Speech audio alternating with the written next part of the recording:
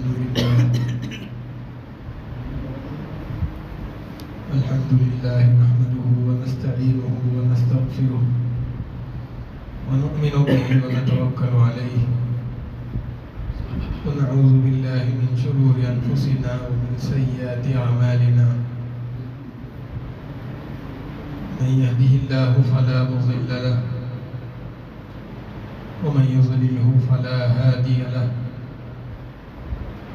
ونشهد أن لا إله إلا الله وحده لا شريك له ونشهد أن سيدنا ونبينا ومولانا محمدا عبده ورسوله أرسله بالحق بشيرا بين يدي الساعة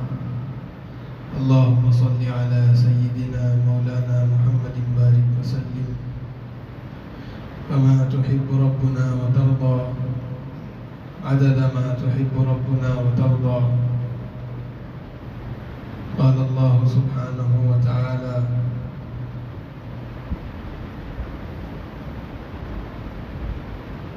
إن الصلاة تنهى عن الفحشاء والمنكر ولذكر الله أكبر قال النبي صلى الله عليه وسلم الصلاة عماد الدين وقال النبي صلى الله عليه وسلم بني الإسلام على 5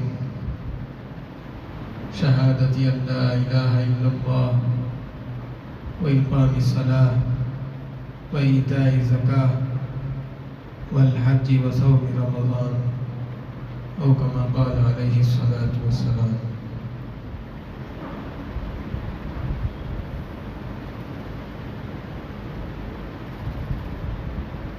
معزز سامعین کرام،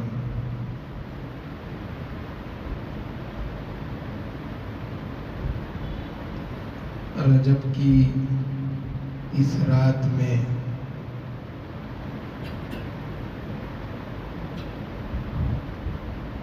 اللہ کے رسول صلی اللہ علیہ وسلم کو اللہ تبارک و تعالی نے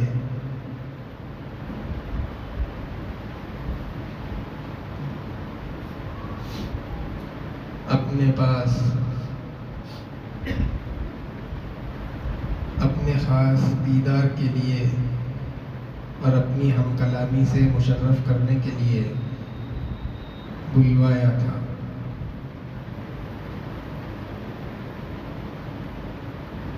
معراج کا جو واقعہ ہے، واقعہ تو بہت زیادہ مشہور ہے. کئی ایک مرتبہ اس واقعے کو ہم میں سے ہر ایک نے سنا بھی ہے اور جانتے بھی ہیں کہ اللہ کے رسول صلی اللہ علیہ وسلم کو راتوں رات مکے سے بیت المقدس، مسجد اقصی، پھر وہاں سے 7 آسمانوں کی سیر، جنت اور جہنم کے مختلف مناظر، نعمتوں کا دکھلانا اور پھر عذابات کا مشاہدہ کرانا، اور پھر عرش پر پہنچ کر کے اللہ تبارک و تعالیٰ سے ہم کلام ہونا، اور وہاں اللہ تبارک و تعالیٰ کی طرف سے نمازوں کے تحفے کا ملنا، اور پھر نبی رحمت صلی اللہ علیہ وسلم کا دنیا میں واپس تشریف لانا. یہ معراج کے واقعے کا مختصر خلاصہ. واقعے کو بیان کرنے کے بجائے جو نعمت، جو عبادت اور جو قیمتی تحفہ اللہ کی طرف سے نبی رحمت صلی اللہ علیہ وسلم کے ذریعے اس پوری امت کو دیا گیا ہے، اس سے متعلق مختصر بات آپ حضرات کے سامنے آج عرض کی جائے گی. نماز یہ بہت ہی اہم عبادت ہے. مسلمان مرد اور عورت دونوں پر فرض ہے۔ جتنے عبادات ہے کسی عذر اور مجبوری کی صورت میں وہ عبادتیں معاف ہو سکتی ہے، لیکن نماز ایسی عبادت ہے کہ جس میں معافی نہیں۔ آدمی جب تک صحت مند ہو، تندرست ہو، کھڑے رہ کر کے اس عبادت کو انجام دے سکتا ہے تو اس کو کھڑے رہ کر کے نماز پڑھنا ہے، اور جو آدمی کھڑے رہنے کی طاقت نہیں رکھتا تو وہ جس ہیئت کے اندر بیٹھ کر کے نماز ادا کر سکتا ہے تو بیٹھ کر ادا کرے، اور اگر بیٹھ کے بھی نماز پڑھنا اس کے لیے مشکل ہے تو پھر لیٹ کر کے نماز ادا کرے، اور اگر حالت ایسی ہے کہ لیٹ کر کے بھی نماز ادا نہیں کر سکتا ہے تو پھر اشاروں سے نماز ادا کرنے کا حکم ہے، اور اگر اس قابل بھی نہیں ہے کہ اشارے سے بھی نماز پڑھ لے تو پھر اس کو مؤخر کر کے جب صحت ہو جائے گی تو قضا نماز ادا کرنے کا حکم ہے۔ اور پھر اگر کوئی آدمی اسی حالت کے اندر اس دنیا سے چلے جائے اور اس پر کچھ نمازیں باقی رہ جائے تو پھر اس کا فدیہ بھی دینا ہے۔ ایسا نہیں کہ نہیں پڑھ سکے تو معاف ہو گئی، نہیں، فدیہ اس کے ذمے رہے گا۔ تو نماز ایک ایسی عبادت ہے جو ہر مسلمان پر ضروری ہے، جس حال کے اندر ہو، جہاں کہیں ہو، جس طرح سے بھی ادا کر سکتا ہے، ادا کرنا اس پر ضروری ہو جاتا ہے۔ نماز کی اہمیت قرآن میں بھی اور نماز کی اہمیت احادیث کے اندر بھی کئی ایک جگہ پر بیان کی گئی ہے۔ نماز کی ایک خاصیت قرآن کریم کے اندر اللہ تبارک و تعالی بیان فرماتے ہیں، ان الصلاۃ تنہی عن الفحشاء والمنکر، بے حیائی سے اور برے کاموں سے نماز آدمی کو روک دیتی ہے۔ ایک مرتبہ صحابہ اکرام رضوان اللہ تعالی علیہم اجمعین اللہ کے رسول صلی اللہ علیہ وسلم کے پاس ایک صحابی رضی اللہ تعالیٰ عنہ کی کچھ شکایت لے کر کے آئے، اور انہوں نے ان صحابی کے بارے میں بتلایا کہ وہ نماز بھی پڑھتے ہیں، نیک کام تو کرتے ہیں، لیکن چوری بھی ساتھ میں کرتے ہیں۔ حضور پاک صلی اللہ علیہ وسلم نے ان آنے والوں سے فرمایا کہ ان قریب اس آدمی کی نماز اس کو اس کی چوری سے روک دے گی۔ تو نماز ایسی چیز ہے جو آدمی کو گناہوں سے روکنے والی ہے۔ اگر آج ایک طرف ہماری نمازیں بھی ہو رہی ہیں اور دوسری طرف گناہ بھی ہو رہے ہیں، ایک طرف نماز ہو رہی ہے، دوسری طرف اللہ کی نافرمانیاں بھی ہو رہی ہیں، تو سمجھیے کہ اس نماز کے اندر وہ جان، وہ طاقت نہیں ہے جو آپ کو ان گناہوں سے روک دے۔ اس لیے کہ قرآن کریم کے اندر نماز کا خاصہ یہ بتایا جا رہا ہے کہ یہ آدمی کو گناہوں سے روک دیتی ہے، لیکن آپ کی نمازیں بھی چل رہی ہیں، ادھر جھوٹ بھی چل رہا ہے، ایک طرف نمازیں ہیں، دوسری طرف غیبت ہے، دوسرے کو تکلیف پہنچانا ہے، دوسرے کی برائی ہے، تو ہماری نمازیں ویسی نہیں جیسے کہ ہونی چاہیے۔ قرآن کریم کے اندر جن نمازوں کی جس حقیقت کا مطالبہ کیا جا رہا ہے، وہ حقیقت، وہ جان ہماری نمازوں کے اندر نہیں ہے۔ اور پھر نماز اتنی زیادہ اہم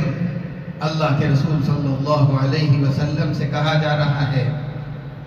کہ آپ بھی نماز پڑھیے، وَأْمُرْ أَهْلَكَ بِالصَّلَاةِ وَاصْطَبِرْ عَلَيْهَا، اپنے گھر والوں کو بھی نماز کا حکم کیجیے اور اس پر آپ بھی جم جائیے۔ نماز ایسی اہم چیز ہے۔ لا نسألك رزقا، ہم آپ سے روزی کموانا نہیں چاہتے، نحن نرزقک، روزی تو آپ کو ہم دینے والے ہیں۔ اور جو آدمی نماز کا اہتمام کرتا ہے، احادیث کے اندر یہ وعدہ دیا گیا ہے، نماز کا اہتمام کرنے والے کی ساری ضروریات اللہ تعالیٰ پورا کریں گے۔ اور پھر آج امت کا کتنا بڑا طبقہ اس اہم عبادت سے کتنا دور ہے، مسجدوں سے کتنا دور ہے، اس عبادت سے کتنا غافل ہے۔ قرآن کریم کہہ رہا ہے وَاسْتَعِينُوا بِالصَّبْرِ وَالصَّلَاةِ۔ اللہ تعالیٰ کی مدد مانگنا ہے تو دو ذریعے ہے، ایک تو صبر کے ذریعے اور دوسرا نماز کے ذریعے۔ جب اس امت کا ایک بڑا طبقہ نمازوں سے دور رہے گا تو اللہ کی مدد کیسے اترے گی؟ مسلمانوں کے ساتھ جو ہو رہا ہے وہ ہماری ہی کمی، ہماری ہی کوتاہی، ہماری ہی غفلت کی وجہ سے۔ ہر مسلمان 5 وقت نماز پڑھنا شروع کر دے، اس کے ذریعے سے مسلمان اللہ کی مدد کو اتار سکتے ہیں۔ صبر کے ذریعے سے، نماز کے ذریعے سے اللہ سے مدد مانگنے کی تعلیم قرآن کریم کے اندر دی جا رہی ہے۔ اللہ کے رسول صلی اللہ علیہ وسلم نے بھی قرآن اپنے ارشادات کے اندر نماز کی اہمیت کو مختلف انداز سے صحابہ اکرام رضوان اللہ تعالی علیہم اجمعین کے سامنے بیان فرمایا۔ آپ نے فرمایا الصلاۃ عماد الدین، نماز یہ دین کا ستون ہے۔ اس طریقے سے کوئی عمارت ستون کے بغیر قائم نہیں رہ سکتی، ایسے ہی آدمی کا دین نماز کے بغیر متزلزل ہو جاتا ہے، ہل جاتا ہے۔ بلکہ ایک روایت میں آپ نے یہاں تک فرمایا بین الرجل و بین الکفر والشرک ترک الصلاۃ، آدمی کے اور کفر اور شرک کے درمیان میں نماز کا چھوڑ دینا حائل ہے۔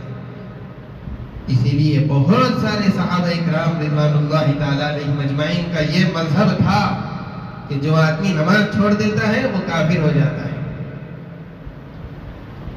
اگرچہ کہ اس حدیث کے اندر نماز کے چھوڑنے کی سختی کو بتلایا گیا کہ کتنا برا ہے نماز کا چھوڑ دینا، گویا کہ آدمی کفر کے قریب تک اور شرک کی جو حدود ہے وہاں تک پہنچ جاتا ہے نماز کا چھوڑنے والا۔ اسی لیے آدمی نماز کا اہتمام کرے۔ اب جتنی اہم عبادت ہے اتنا ہی زیادہ پہلے اس کا حساب لیا جائے گا۔ حشر کے میدان میں جب آدمی کھڑا ہو جائے گا، سب سے پہلے اس کے نام اعمال میں اس کے نمازوں کو دیکھا جائے گا۔ حساب ہوگا تو سب سے پہلے نماز کا۔ عبادتیں تو نام اعمال میں بہت رہیں گے، لیکن سب سے پہلے اس کی نمازیں دیکھی جائے گی، پھر اس کے بعد میں دوسرے اعمال کی باری اور نمبر آئے گا۔ اسی لیے آدمی اپنے نمازوں کا اہتمام کرے، اپنی نمازوں کی پابندی کرے۔ آدمی نماز کا وقت کب ہو رہا ہے، مسجد میں جماعت کب ہے، ان سب چیزوں کی جانکاری رکھے۔ ہم کو یہ تو معلوم رہتا ہے کہ آفس میں کب پہنچنا ہے، یہ معلوم رہتا ہے کہ بچوں کو اسکول کے لیے کب چھوڑنا ہے، لانے کے لیے ان کی بس کب آتی ہے، ان کا اسکول کب چھوٹتا ہے، ان کو جا کر کب لینے کے لیے کھڑے رہ کر انتظار کرنا ہے، یہ سب چیزیں معلوم رہتی ہے۔ گھر کا سودا کب لانا ہے، گھر کی جو ضروریات ہے وہ کب کب ختم ہوتی ہے، اس سے پہلے لا کر کے رکھنا ہے، سب کچھ معلوم۔ اس محلے کے اندر بھی ایسے بہت سارے لوگ ہیں جن کو اس مسجد میں ہونے والی نماز کے اوقات کا پتہ نہیں۔ ظہر کی نماز کب، عصر کی نماز کب، عشاء کی نماز کب، فجر کی نماز کب۔ بہت بڑا طبقہ ایسا ہے اس محلے کے اندر جو نماز کے اوقات کو نہیں جانتا۔ اسی لیے نمازوں کی پابندی کریے، نمازوں کو آئیے۔ مسجد کو آباد رکھنا آپ کی اور ہماری ذمہ داری ہے۔ مسجدیں یہ لائٹ لگا دینے سے، اس کے اندر پینٹ کرا دینے سے، عالیشان مسجد تعمیر کرا دینے سے یہ مسجد کی آبادی نہیں ہے۔ مسجد کی آبادی تو مصلیوں سے ہوتی ہے۔ اللہ کے رسول صلی اللہ علیہ وسلم کے زمانے میں اور آپ کے بعد صحابہ اکرام رضوان اللہ تعالی علیہم اجمعین کے زمانے میں بھی مسجدیں کچی تھی۔ آپ نے کئی ایک مرتبہ شب قدر کے بارے میں سنا ہوگا، جس وقت اللہ کے رسول صلی اللہ علیہ وسلم شب قدر کی تلاش کے اندر تھے،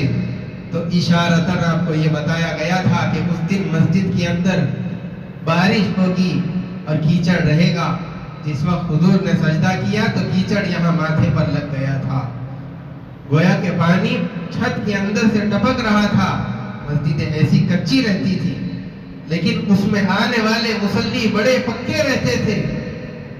اور آج مسجدیں بڑی پکی ہو گئی اور مصلی سارے کے سارے کچے۔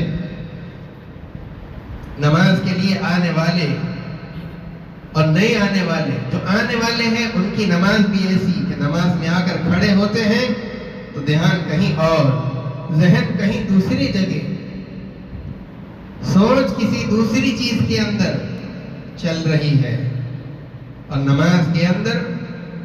پڑھتے پڑھتے بدن کو بھی ایسی عادت ہو گئی ہے، دماغ یہاں نہ بھی ہو تو بھی وہ سب کچھ کرتا جاتا ہے، اللہ اکبر بیٹھتا ہے، اللہ اکبر اٹھتا ہے۔ جب سلام پھیرنے کے قریب آتے ہیں تب ذہن یہاں آتا ہے مسجد کے اندر۔ یہ حال آج مسلمانوں کی نماز کا۔ بتائیے جب ایسی نمازیں پوری امت پڑھ رہی ہوگی اور ایک اخلاص کے ساتھ، توجہ کے ساتھ، اللہ کی طرف دھیان لگا کر کے پڑھنے والا، جب پوری امت کے اندر ایک بھی آدمی نہیں رہے گا، اللہ کی مدد کیسے اترے گی؟ اس لیے آدمی نماز کا اہتمام کرنے کے ساتھ ساتھ اپنی نماز کو جاندار بنائے، ایسی جس سے آدمی اپنے مسائل کو حل کر سکے۔ اس امت کے اندر ایسے اللہ والے، ہمارے شہر کے اندر بھی بہت سارے ایسے گزرے ہیں جو نمازیں پڑھ کر کے، اس نماز کے اندر ایسی طاقت ہے جو اللہ کی مدد کو اتار سکتی ہے، اور طاقتور سے طاقتور لوگوں کے تختوں کو پلٹ سکتی ہے۔ اس چھوٹی سی عبادت کے اندر وہ جان، وہ طاقت، وہ قوت اللہ نے رکھی۔ اپنی نماز کو بنائیں۔ اللہ کے رسول صلی اللہ علیہ وسلم نے فرمایا کہ جب آدمی 5 وقت کی نماز پڑھتا ہے، اگر کسی صحابہ اکرام رضوان اللہ تعالی علیہ مجمعین سے آپ نے پوچھا، اگر کسی آدمی کے گھر کے سامنے ایک نہر ہو جو بہنے والی ہو، تو کیا آدمی اگر اس کے اندر روزانہ 5 مرتبہ غسل کرے گا، اس آدمی کے بدن پر کوئی میل باقی رہے گا؟ صحابہ نے کہا کہ نہیں، اس پر کوئی میل نہیں رہ سکتا۔ حضور پاک صلی اللہ علیہ وسلم نے فرمایا کہ جو آدمی 5 وقت دن میں نماز پڑھ رہا ہو، اس کے گناہ اسی طریقے سے صاف ہو جاتے ہیں، اور وہ گناہوں سے ایسا پاک ہو جاتا ہے جس طریقے سے وہ آدمی میل سے پاک ہو گیا۔ اور ایک نماز دوسری نماز تک کے جتنے صغیرہ گناہ ہوئے ہیں ان سب کے لیے کفارہ ہو جاتی ہے، اور اسی طریقے پر ایک جمعہ دوسرے جمعہ تک اس کے درمیان جتنے صغیرہ گناہ ہوئے، چھوٹے گناہ، سب کے لیے کفارہ ہو جاتی ہے۔ رمضان سے رمضان تک جتنے صغیرہ گناہ ہوئے، رمضان کے روزے، اس سے پہلے والے رمضان تک کے 1 سال میں جتنے صغیرہ چھوٹے گناہ ہوتے رہے ہیں، ان سب کے لیے کفارہ بن جاتے ہیں۔ اسی لیے آدمی جب نمازوں کا اہتمام کرتا رہے گا، 5 وقت کی نماز پڑھتا رہے گا، تو یہ چیز اس کے چھوٹے گناہوں کے دھلنے کا، معاف ہونے کا ذریعہ بنیں گے۔ اسی لیے آدمی نمازوں کا اہتمام کرے۔ اللہ کے رسول صلی اللہ علیہ وسلم کو نماز کا جو ہدیہ دیا گیا تھا، 50 نمازیں، کم ہوتے ہوتے 5 تک کی عادت باقی رہ گئی۔ اللہ تبارک و تعالیٰ نے اللہ کے رسول صلی اللہ علیہ وسلم سے یہ وعدہ فرمایا کہ جو امتی بھی 5 نمازیں ادا کرے گا، اس کو 50 نمازوں کا ثواب اور اجر دے دیا جائے گا۔ اللہ تبارک و تعالیٰ کے یہاں ایک نیکی اس کے بدلے میں 10 گناہ کر کے 10 ثواب دیے جاتے ہیں۔ اس طریقے پر آدمی جو 5 نمازیں پڑھے گا تو اس کو 50 نمازوں کا ثواب اللہ تبارک و تعالیٰ کی طرف سے ملتا ہے۔ اللہ کے رسول صلی اللہ علیہ وسلم کے زمانے میں ایک ہی قبیلے کے 2 لوگ ایک ساتھ آ کر کے مسلمان ہوئے۔ ان میں سے ایک کا ایک جہاد کے اندر وہ شہید ہو گئے اور دوسرے جو تھے وہ 1 سال تک زندہ رہے، پھر اس کے بعد میں ان کا انتقال ہوا۔ کسی دوسرے صحابی نے یہ خواب کے اندر دیکھا کہ جو شہید ہے وہ جنت کے دروازے کے پاس کھڑے ہوئے ہیں، اور جن کا 1 سال بعد میں انتقال ہوا وہ جنت کے اندر چلے گئے، داخل ہو گئے۔ بات سمجھ میں نہیں آئی؟ اس لیے کہ شہید کا جو مرتبہ ہوتا ہے بہت بلند، بہت اونچا۔ اللہ کے رسول صلی اللہ علیہ وسلم کے پاس حاضر ہوئے، آپ سے پوچھا کہ ایسا ایسا میں نے خواب دیکھا ہے، کیا معاملہ؟ حضور پاک صلی اللہ علیہ وسلم نے ان سے کہا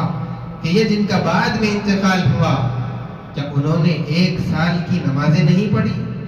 یا انہوں نے 1 سال کے روزے نہیں رکھے رمضان میں؟ اس طریقے سے پورے سال کے اندر جتنی بھی انہوں نے عبادتیں کی، نوافل پڑھے ہوں، فرائض پڑھے ہوں، زکوٰۃ دی ہوں، جو کچھ بھی کیا ہو، اس دوسرے ساتھی کے مقابلے میں ان کے زیادہ ہو گئے۔ اسی لیے اس نمازی کو پہلے جنت کے اندر داخل کر دیا گیا اور پھر بعد میں اس شہید کا نمبر آئے گا۔ اتنا زیادہ مقام ہے اس عبادت کا، لیکن جتنی زیادہ اہم یہ عبادت ہے، آج مسلمانوں نے اس عبادت کو اتنا ہی ہلکے میں لے لیا ہے۔ اسی لیے اس عبادت کے معاملے میں مسلمانوں کو سنجیدہ ہونے کی ضرورت ہے، سوچنے کی ضرورت ہے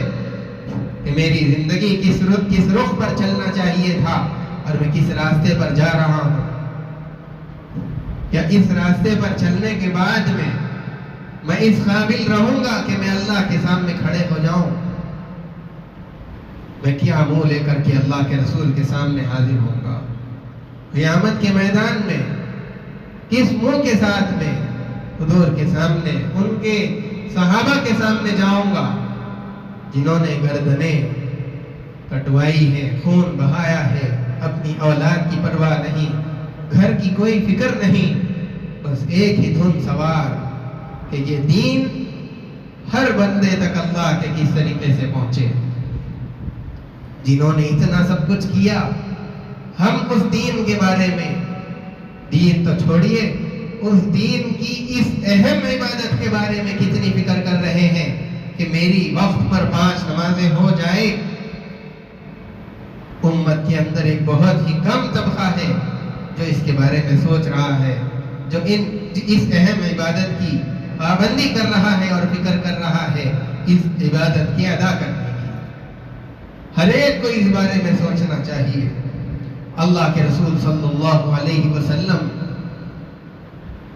اپنے مرض الوفات کے اندر جب آپ سخت بیمار تھے، نماز کا وقت ہو گیا، آپ پر بار بار بے ہوشی طاری ہو رہی ہے۔ حضرت اما جان عائشہ رضی اللہ تعالیٰ عنہ فرماتی ہیں کہ جس وقت حضور پاک صلی اللہ علیہ وسلم ہوش میں آئے، آپ نے فرمایا کہ میرے لیے ایک تشت کے اندر پانی لایا جائے، میں اس کے اندر غسل کرنا چاہتا ہوں یا وضو بنانا چاہتا ہوں۔ پانی لا لیا گیا، حضور پاک صلی اللہ علیہ وسلم نے اس میں غسل کیا یا وضو فرمایا۔ پھر آپ جانا چاہتے تھے نماز کی ادائیگی کے لیے، پھر آپ بے ہوش ہو گئے۔ جب ہوش آیا تو پھر سے منگوایا، اور ہر بار یہ پوچھ رہے ہیں کیا نماز ہو چکی ہے؟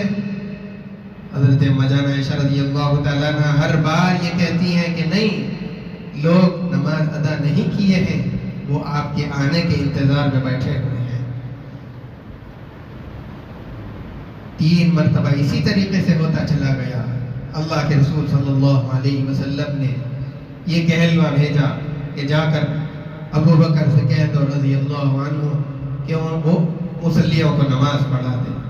صحابہ اکرام انتظار میں ہیں، عشاء کی نماز ہے، دیر بہت ہو گئی ہے، جا کر کے کہہ دو کہ وہ نماز پڑھائے۔ اس وقت سے حضرت ابو بکر رضی اللہ تعالیٰ عنہ نے صحابہ اکرام رضوان اللہ تعالیٰ علیہم اجمعین کو نمازیں پڑھانا شروع کی۔ پھر کسی دن ظہر کے وقت میں اللہ کے رسول صلی اللہ علیہ وسلم کی بیماری میں کچھ کمی ہوئی تو آپ نے ارادہ فرمایا کہ میں جا کر کے نماز پڑھ لوں۔ آپ کھڑے ہوئے دو لوگوں کے سہارے سے، ایک تو حضرت عباس رضی اللہ تعالیٰ عنہ اور دوسرے حضرت علی رضی اللہ تعالیٰ عنہ، ان دونوں حضرات کے سہارے سے آپ مسجد جانے کے لیے نکلے۔ اور جب یہ دونوں صحابہ حضور پاک صلی اللہ علیہ وسلم کو لے کر کے مسجد کی طرف نماز ادا کرنے کے لیے جا رہے تھے تو آپ کی کمزوری کا یہ عالم تھا کہ آپ اپنے قدم صحیح سے زمین پر جمع بھی نہیں پاتے تھے، جس کی وجہ سے زمین پر پیروں کے گھسنے کی وجہ سے ایک نشان آ رہا تھا۔ اتنی زیادہ کمزوری ہونے کے باوجود نماز کو جماعت کے ساتھ ادا کرنے کا، مسجد میں ادا کرنے کی اتنی زیادہ فکر نبی رحمت صلی اللہ علیہ وسلم کو، اور پھر عملاً بھی بتلا دیا اور قولاً بھی کہہ دیا۔ جس وقت آپ دنیا سے رخصت ہونے والے تھے، آخری نصیحت جو اس امت کو کی گئی تھی، الصلاۃ الصلاۃ، نماز کو قائم رکھنا، نماز کو قائم رکھنا، یہ حضور پاک صلی اللہ علیہ وسلم کی نصیحت۔ اور پھر چونکہ حضور پاک صلی اللہ علیہ وسلم کے صحابہ اکرام رضوان اللہ تعالیٰ علیہم اجمعین تربیت یافتہ تھے، مختلف مواقع سے نماز کی اہمیت ان لوگوں کے سامنے آتی رہتی تھی، اور پھر حضور پاک صلی اللہ علیہ وسلم کی آخری نصیحت بھی نماز سے متعلق تھی۔ اسی لیے صحابہ کی زندگی میں نماز کی پابندی، وہ اہتمام حضرت عمر رضی اللہ تعالیٰ عنہ کی خلافت کے دور میں جب ان کو برچھا مار دیا گیا، خون نکل رہا ہے، بے ہوش پڑے، ایک صحابی رضی اللہ تعالیٰ عنہ تشریف لائے اور انہوں نے وہاں پر جو صحابہ موجود تھے ان سے پوچھا کہ ان کے بارے میں تمہارا کیا خیال ہے؟ ان بیٹھنے والوں نے کہا کہ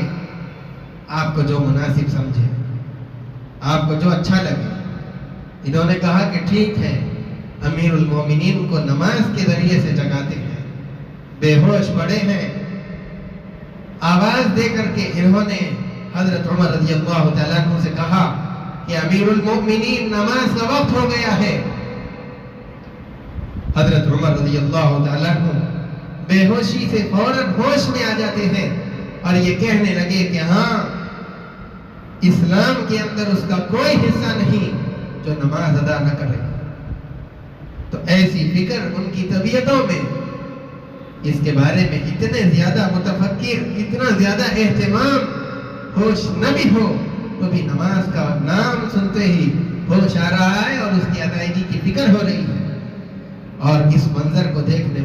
والوں نے یہ کہا کہ عمر رضی اللہ تعالیٰ عنہ اٹھ کر کے آپ نے وضو فرمایا اور نماز پڑھ رہے تھے، اس حال کے اندر کہ آپ کے بدن سے خون بہہ رہا تھا اس وقت۔ اتنا زیادہ اہتمام نماز کا صحابہ اکرام رضوان اللہ تعالیٰ علیہم اجمعین کی زندگی کے اندر۔ حضرت عبداللہ ابن عباس رضی اللہ تعالیٰ عنہ، جیسے ان کی عمر بڑھ رہی تھی، ان کی بینائی کمزور ہونے لگی۔ ایک آدمی نے ان سے آ کر کے یہ کہا کہ اگر آپ مجھ سے یہ وعدہ کر لیں، آپ اس بات پر اگر تیار ہو جائیں کہ آپ صرف 7 دن تک کے لیے چپ لیٹے رہیں گے اور اپنی آنکھوں کو نیچے نہیں جھکائیں گے، سر کو نیچے نہیں کریں گے،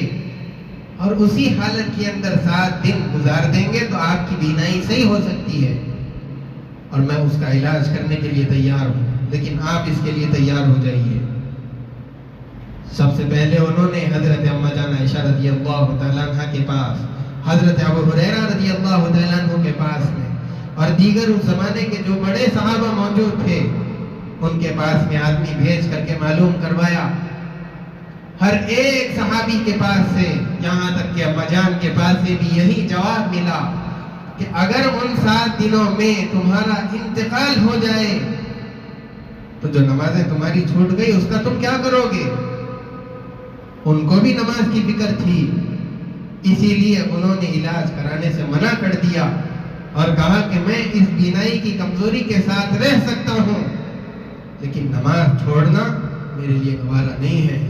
اتنا زیادہ اہتمام نماز کا ان کی زندگیوں کے اندر تھا۔ آج ہم کو بھی وہ فکر نمازوں سے متعلق پیدا کرنی چاہیے، نمازوں کا اہتمام ہم خود کرنا چاہیے۔ آفس کو جانا ہے، صبح سویرے جلدی اٹھنا آسان ہو جاتا ہے، بچوں کو اسکول تیار کر کے بھیجنا ہے وقت سے پہلے۔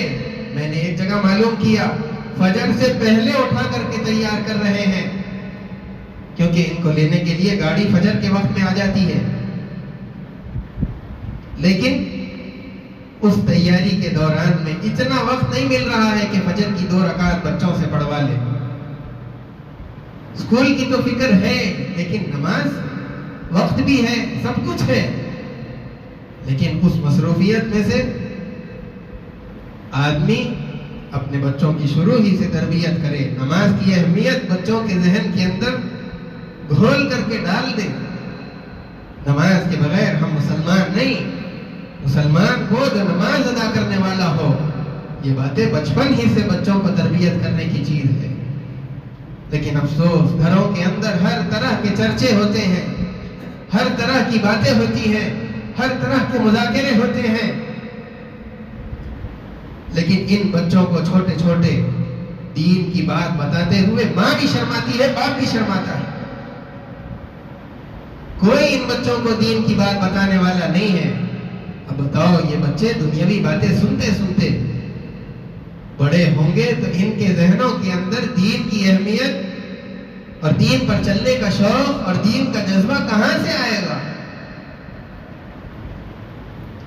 یہ سب بچوں کی تربیت کا کرنا اولین ماں باپ کی ذمہ داری بنتی ہے۔ یہ اپنے بچوں کی تربیت کرے، جس طریقے سے ان کو اچھے اخلاق آپ سکھاتے ہیں، ان کو رہنا سہنا آپ سکھاتے ہیں، کھانا پینا آپ سکھاتے ہیں، بیت الخلاء میں جانا آنا تک آپ سکھاتے ہیں، چھوٹی چھوٹی 24 گھنٹے کے اندر ہونے والی چیزیں آپ سکھا رہے ہیں، ایسے ہی دیندار دین کی چیزیں، دینی معاملات، نماز کا پڑھنا، قرآن کا پڑھنا، یہ بھی آپ کی ذمہ داری ہے۔ آپ ان چیزوں کو ادا کریے، ورنہ آپ اس کے ذمہ دار رہیں گے۔ اگر یہ بچہ کوئی غلطی کرے گا، آپ اس کے ذمہ دار رہیں گے۔ اس لیے کہ اللہ کے رسول صلی اللہ علیہ وسلم نے یہ بات ارشاد فرمائی، کلکم راع وکلکم مسئول عن رعیتہ، جس کا خلاصہ یہ کہ ہر آدمی کے تحت کوئی نہ کوئی رہتا ہے، اور جو ماتحت رہنے والے لوگ ہیں ان کے متعلق ذمہ دار سے سوال ہوگا قیامت کے روز۔ اگر آپ گھر کے بڑے ہیں تو آپ کے تحت رہنے والے بچے، بہو، بیٹی، بیٹا، ان سے متعلق آپ سے پوچھا جائے گا، آپ نے ان کی کتنی فکر کی، آپ نے ان کے دینداری کے بارے میں کیا سوچا، یہ آپ سے سوال کیا جائے گا۔ اسی لیے اپنی ذات سے لے کر کے اپنے گھر میں رہنے والے چھوٹے بچے، عورتیں، بیٹیاں، بیٹے، بیوی، ماں باپ، ہر ایک کی ذمہ داری ہر آدمی اپنے اوپر سمجھے۔ جب اس طریقے سے امت کے اندر ہر آدمی یہ فکر لے کر کے چلے گا تو پھر ہر امتی، ہر مسلمان نمازی بنے گا، ہر مسلمان دیندار بنے گا، ہر مسلمان اللہ کے احکامات کا پورا کرنے والا بنے گا، اور ہر مسلمان اللہ کے رسول صلی اللہ علیہ وسلم کی سنتوں کا پابندی کرنے والا اور اتباع اور اطاعت کرنے والا بنے گا۔ اسی لیے ہم میں سے ہر ایک اس مجلس کے اندر جو موجود ہے یہ ارادہ عزم کر کے جائے کہ آج سے ہی میں 5 وقت کی نماز ادا کروں گا۔ عموماً دیکھا یہ جاتا ہے کہ جب اس طرح کی راتیں آتی ہیں تو مسجدیں بھر جاتی ہیں، لیکن کل صبح کی فجر کی نماز میں آ کر کے دیکھ لو، مصلیوں کی تعداد اس صف تک، دوسری صف تک نظر آئے گی، تیسری صف کے اندر الا ماشاء اللہ ایک آدھ آدمی۔ کیا ہم صرف انہی راتوں کے لیے ہیں؟ کیا ہماری نمازیں، کیا ہماری عبادتیں، کیا ہمارا دین جمعہ کی حد تک، ان راتوں کی حد تک، رمضان کی حد تک؟ نہیں، ہمارا دین کامل مکمل، ہر شعبے کے اندر دین ہمارا رہنا چاہیے۔ الغرض ہر آدمی یہ فکر کرے کہ میں بھی نمازی بن جاؤں، میرے گھر میں رہنے والے سارے افراد نمازی بن جائیں، اور میرے اڑوس پڑوس میں رہنے والے، محلے والے سارے کے سارے نماز پڑھنے والے، اللہ کے سامنے اپنا ماتھا رکھنے والے، اس کے سامنے ہاتھ پھیلانے والے بن جائے۔ ہر آدمی کی یہ فکر ہونی چاہیے۔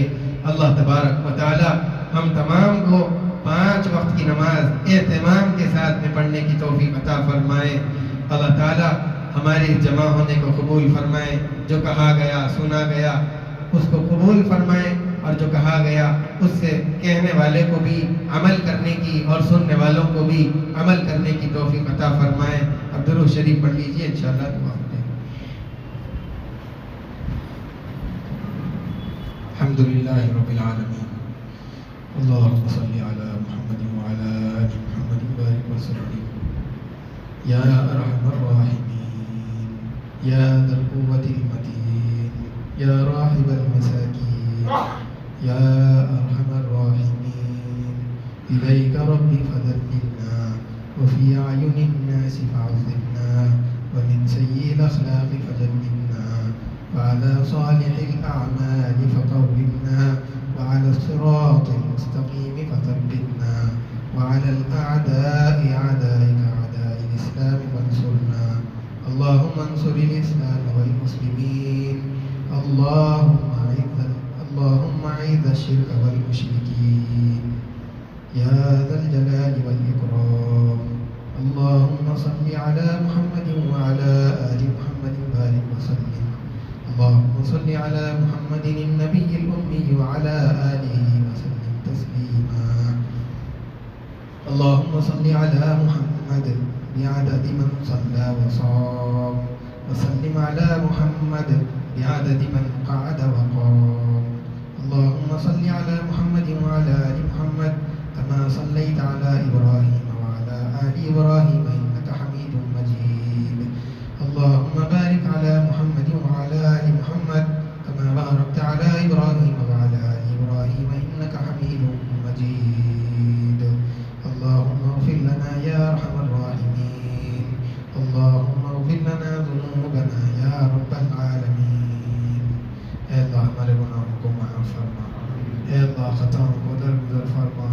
اے اللہ سارے گناہوں کو، اے اللہ جو علانیہ کیے ہیں، اے اللہ جو چھپ کر کے کیے ہیں، اے اللہ بدن کے ہر عضو سے ہونے والے گناہ کو معاف فرما دیجئے، اے اللہ اپنے نیک بندوں میں شمار فرما دیجئے، اے اللہ پوری امت کے گناہوں کو معاف فرما دیجئے، ہمارے نام اعمال کو گناہوں سے پاک صاف فرما دیجئے، نام اعمال کو گناہوں سے پاک صاف فرما دیجئے، اے اللہ جس طریقے سے اے اللہ ایک سفید کپڑا دھلنے کے بعد اے اللہ میل کچیل سے صاف ہو جاتا ہے، ایسے ہی ہمارے اے اللہ نام اعمال کو گناہوں سے پاک کر دیجئے، اے اللہ ہمارے دامن کو گناہوں سے دھو دیجئے، اے اللہ نیکیوں کے اندر آگے بڑھنے والا، گناہوں سے پیچھے ہٹنے والا بنائیے، نیکیوں کے لیے چابی اور اے اللہ گناہوں میں تالا بنا، اے اللہ اپنی اطاعت میں لگا لے، اپنی فرمانبرداری میں لگا لے، اے اللہ اپنے حکموں کے پورا کرنے میں آسانی اے اللہ ہم سب کے لیے پیدا فرمائیے، آپ کے حکموں کے پورا کرنے میں جو رکاوٹیں آ رہی ہے اے اللہ اس کو دور فرمائیے، ہمارے لیے دین کا راستہ آسان بنا دیجئے، دین پر چلنا سہل کر دیجئے، نبی کی سنتوں کو اوڑھنا بچھونا بنانا ہمارے لیے آسان فرما دیجئے،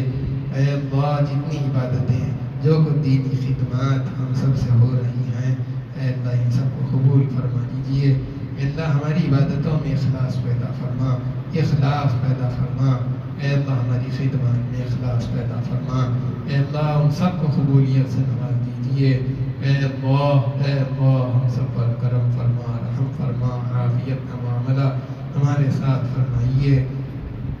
مسلمانوں کی مدد فرما، اے اللہ ہر جگہ مسلمانوں کی مدد فرما، مجاہدین کی مدد فرما، مجاہدین کی مدد فرما، اے اللہ جہاں کہیں بھی مسلمان پریشان حال ہے فلسطین میں اور دوسرے علاقوں کے اندر، ہر جگہ مسلمانوں کی مدد فرما، ان کی جان مان آبرو عزت کی حفاظت فرما، اے اللہ ان کے اعمال اور ان کی ایمان کی حفاظت فرما، اے اللہ ان کے شہداء کو قبول فرما، اے اللہ ان کے جیسا ایمانی جذبہ اور اے اللہ ویسا قوی ایمان ہم سب کو بھی نصیب فرما دیجیے،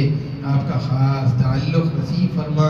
اے اللہ ہمارے ساتھ آسانی والا معاملہ فرمائیے،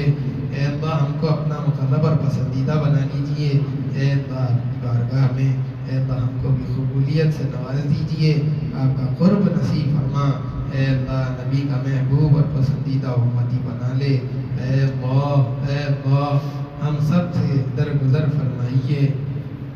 اے اللہ جو پریشان حال ہے ان سب کی پریشانیوں کو دور فرما، جو بیمار ہے اے اللہ ان کی بیماریوں کو دور فرما، ان کو صحت عطا فرما، صحت کاملہ عاجلہ مستمرہ نصیب فرما دیجیے، اے اللہ شفائے کلی نصیب فرما، صحت و تندرستی والی نعمت اے اللہ ان سب کو عطا فرما دیجیے، اے اللہ جو قرضوں کے اندر ڈوبے ہوئے ہیں ان کی ادائیگی کی شکلیں اور صورتیں اپنے غیب کے خزانے سے پیدا فرما دیجیے، اے اللہ جو قیدی ناجائز مقدمات کے اندر اور جو مسلمان اے اللہ ناجائز طریقے پر جیلوں میں چلے گئے ہیں اے اللہ ان کی رہائی کی شکلیں اور صورتیں پیدا فرما دیجیے، اے اللہ اس ملک میں رہنے والے ہر مسلمان کی حفاظت فرما، اے اللہ ہر مسلمان کی حفاظت فرما، اے اللہ جو باطل طاقتیں ہیں مسلمانوں کے خلاف میں جو کوئی سازشیں کر رہے ہیں اللہ اس کو ناکام فرما دیجیے، اے اللہ مسلمانوں کو سر بلند فرما، اے اللہ مسلمانوں کو آپ کے احکامات پہ آ جانے کی توفیق دیجیے، اے اللہ وہ دین کے پابند ہو جائیں، اے اللہ دین کی پابندی کرنے والے ہر مسلمان کو بنا دیجیے، اے اللہ پورے عالم کے اندر مسلمانوں کو عزت کی چوٹیوں پہ پہنچا دیجیے، اے اللہ ان کو سر بلند فرما، اے اللہ ہم سب کو سر بلندی سے نواز دیجیے، اے کریم کرم کا معاملہ فرما، اے اللہ جو بے اولاد ہیں ان کو اولاد سے نواز دیجیے، اے اللہ جن کی اولاد ہے اولاد کو ماں باپ کی آنکھوں کی ٹھنڈک بنائیے، اے اللہ ان کی موتی و فرما بردار بنائیے، اے اللہ آخرت کا ذریعہ بنائیے، اے اللہ آخرت کا ذخیرہ ماں باپ اولاد کو بنا دیجیے، اے اللہ ہم سب کو بھی جن کی اولاد ہے اپنے اولاد کی صحیح پرورش اور صحیح تربیت کرنے والا بنائیے، اے اللہ دینی مزاج ہم سب کا بنا دیجیے، دینی مزاج ہم سب کا بنا دیجیے، ہماری طبیعت اے اللہ دینداری کے خلاف دیکھ کر کے بے چین و بے قرار ہو جائے، ایسی طبیعت ہم کو عطا فرما، جو دین کی فکر لے کر کے چلنے اٹھنے بیٹھنے والا اے اللہ ہم سب کو بنا دیجیے، اے اللہ دین کی خدمت کے لیے ہم سب کو قبول فرما لیجیے، اے کریم کرم کا معاملہ فرما، اے رحیم رحم کا معاملہ فرما، اے اللہ اپنے گھر کی زیارت نصیب فرما، اے اللہ حرمین شریفین کی مسجد اقصیٰ کی حفاظت فرمائیے، اے اللہ ان تینوں مساجد کی آپ حفاظت فرمائیے، اے اللہ ان کی زیارت کا موقع ہم سب کو عطا فرمائیے، اے اللہ اپنے گھر پہ بلا لیجیے، نبی کے شہر میں جانا اے اللہ ہم سب کے لیے مقدر فرما، اے اللہ ہم سب کو قبول فرما لیجیے، اے اللہ جن کی جو پریشانی جو حاجت جو ضرورت ہے اے اللہ آپ خوب اس کو جانتے ہیں، ہر ایک کی جائز ضروریات کو جائز تمناؤں کو پورا فرما، اے اللہ ہم سب کے گناہوں کو معاف فرما دیجیے، اے اللہ ہم نے اپنی حیثیت سے مانگا ہے، آپ کی شان بہت بڑی ہے، آپ کے خزانے بہت وسیع ہے، اپنے خزانوں اور اپنی شان کے حساب سے ہم فقیروں کو عطا فرمائیے، اے اللہ ہماری جھولی اے اللہ اپنے نوازش سے بھر دیجیے، اے اللہ خالی مت لوٹائیے، مغفرت کی بھیک اے اللہ ہم سب بھکاریوں کو دے دیجیے، اے اللہ ہم سب کے گناہوں کو معاف فرما، اے اللہ جو مانگا ہے وہ بھی عطا فرما، جو مانگنے سے رہ گیا وہ بھی عطا فرما دیجیے، اے اللہ نبی رحمت صلی اللہ علیہ وسلم نے خیر کی لائن سے جو کچھ مانگا ہے وہ سب خیر ہم سب کو عطا فرمائیے، اے اللہ جن شرور سے آپ نے پناہ چاہی ہے اے اللہ ہماری بھی اس سے حفاظت فرما، دجال کے فتنے سے ہماری حفاظت فرمائیے اے اللہ، قبر کے عذاب سے، حشر کی اے اللہ رسوائی سے ہم سب کی اللہ حفاظت فرمائیے، سلامتی کے ساتھ عفو درگزر کا معاملہ کرتے ہوئے ہم سب کو جنت تک پہنچا دیجیے، اپنا فضل فرما، کرم فرما، رحم فرما، عافیت کا معاملہ اے اللہ ہم سب کے ساتھ فرمائیے۔ صلی وسلم وبارک علی حبیبک سید المرسلین والحمد للہ رب العالمین۔